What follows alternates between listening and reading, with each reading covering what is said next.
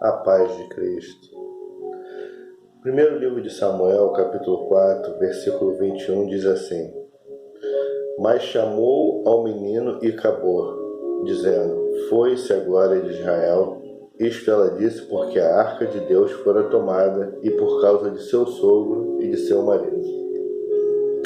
Irmãos, capítulo 4, após Samuel ter tido a visão do julgamento da casa de Eli, o Senhor começa a fazer o julgamento. Os filisteus, eles desceram a pelejar contra Israel. E Israel foi vencido nessa batalha. E os dois filhos de Eli, aqueles que faziam atrocidades, que roubavam as coisas do Senhor, na casa do Senhor, foram mortos.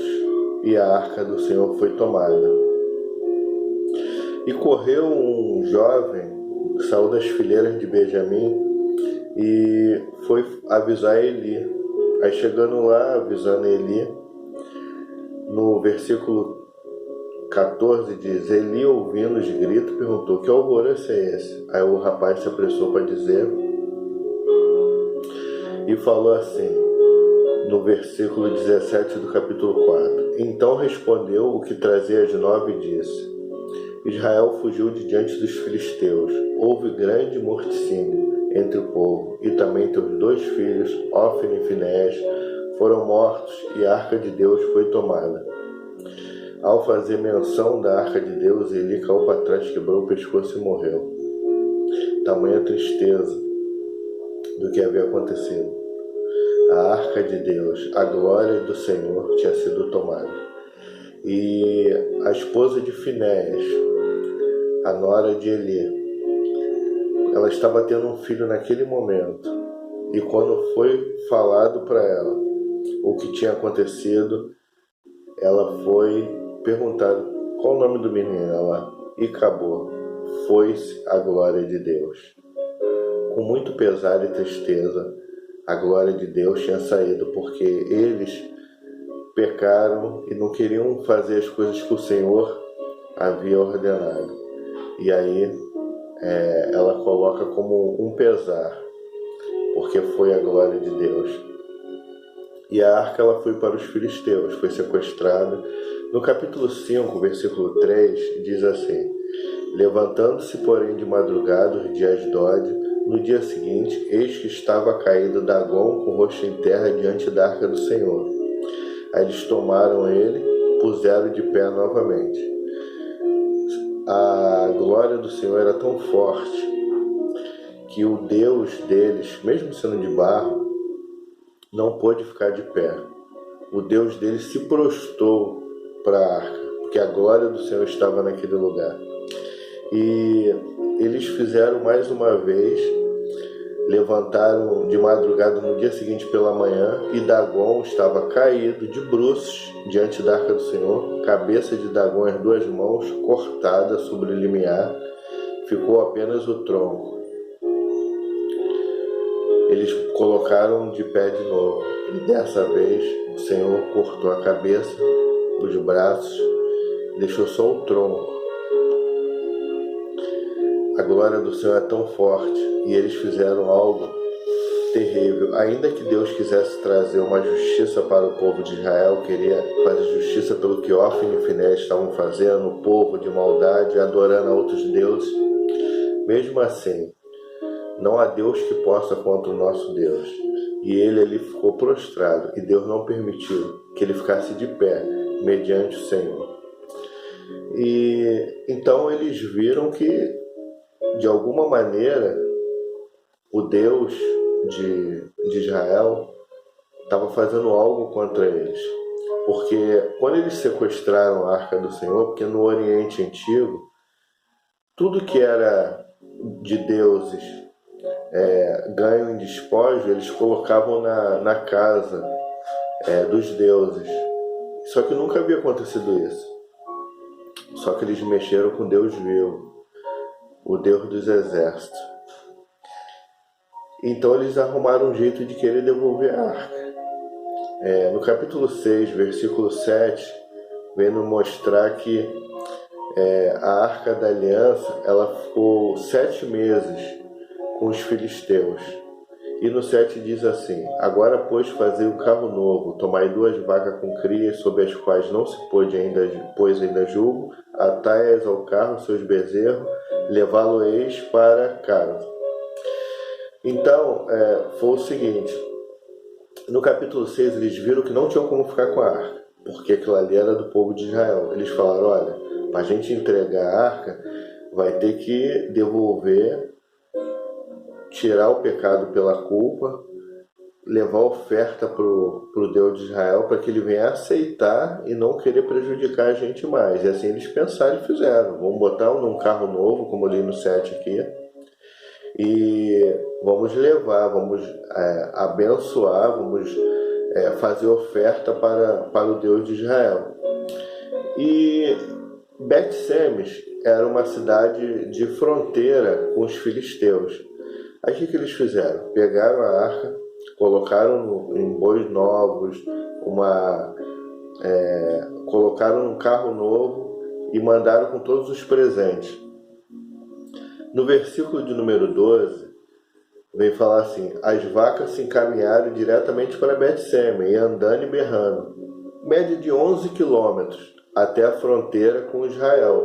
Sabendo que iria ficar em Israel, eles já fizemos nossa parte, já devolvemos.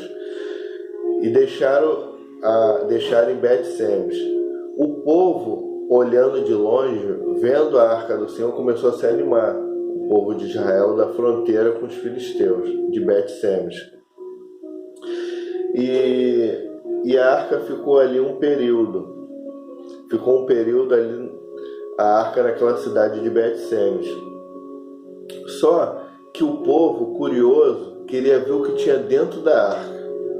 No versículo 19 diz assim: feriu o Senhor os homens de Bet-Semes, porque olharam para dentro da arca do Senhor. Sim, feriu deles 70 homens. O povo queria olhar para dentro da arca para ver o que tinha dentro da arca. E se nós lembrarmos dos livros da lei, nós vamos entender que só quem podia estar próximo ali eram os sacerdotes. Então o povo começou a chorar, ficar triste, porque o Senhor feriu 70 homens naquela cidade. Aí o que eles fizeram? Eles entraram em contato, mandou mensageiro para o povo de Kiriat Jearim, dizendo assim: olha, agora eles deixaram saber, os filisteus devolveram a arca do Senhor. Descei, pois, e fazei subir para vós outros.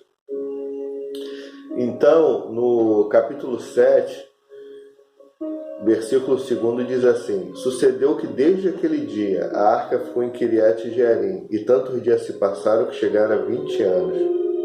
E toda a casa de Israel dirigia lamentações ao Senhor. A arca ela foi retomada, porque não pelo povo de Israel, mas pela misericórdia do Senhor. A arca ela foi devolvida porque a arca não pertencia ao povo filisteu. Então a arca ela foi devolvida. Eles devolveram a arca. Foram acometidos por tumores, coisas terríveis, porque a arca não pertencia a eles. E aqui no capítulo 7 vem mostrar que o povo de Israel, foi pregado para eles e falado assim: olha, tirai dentre vós deuses estranhos. Isso está no versículo 3. Astarote, e preparai o coração ao Senhor. Servi a Ele só, e Ele vos livrará das mãos dos filisteus. Irmãos, ali o povo se arrependeu, viu que realmente tinha que tirar os deuses e servir só ao Senhor. E aí eles tiraram tudo, e aí Deus foi com eles. Para terminar, no capítulo 7, a partir do versículo 5, não teve só derrota. Os filisteus eles foram vencidos. Disse mais Samuel: congregai todo Israel em Mispa, e orarei por vós ao Senhor. Aí eles congregaram, fizeram ali todo o procedimento, jejuaram, aguardaram. Aí no 7 diz: quando os filisteus ouviram que os filhos de Israel estavam em Mispa, subiram os príncipes dos filisteus. Achou, opa, vamos vencer de novo. Mas esse Deus não é Deus de derrota. O nosso Deus é um Deus de vitória. Faça o que é correto perante Ele. Faz aquilo que é certo, para ver o que Ele não vai fazer na minha e na sua vida. Então, meus irmãos, no versículo 12 diz: tomou então Samuel uma pedra e a pôs entre Mispa e Sem. Ele chamou Ebenezer e disse: até aqui nos ajudou o Senhor. Assim os filisteus foram abatidos e nunca mais vieram ao território de Israel. Então, meus irmãos, o Senhor foi glorificado e foi vencido o povo dos filisteus. E eles saíram correndo, e ali, naquele lugar, Samuel deu o nome de Ebenezer. Até aqui nos ajudou o Senhor. Porque o Senhor, Ele nos ajuda até o determinado momento que a gente faz a vontade dEle. E ali Samuel estava contando dia após dia, meus irmãos. Dia após dia nós temos que se levantar, agradecer ao Senhor, o adorar e sair para a nossa batalha. Nós temos que fazer isso, porque a palavra Ebenezer, até aqui nos ajudou o Senhor. Nós não sabemos como iremos acordar no dia seguinte. Então, louve ao Senhor, dê glória somente a Ele, coloque Ele em primeiro lugar. A gente viu o que aconteceu em Israel, a gente viu que Deus é com o povo, só basta nós fazermos a sua vontade. Que Deus nos abençoe, nos dê um dia de paz e prosperidade, em nome de Jesus.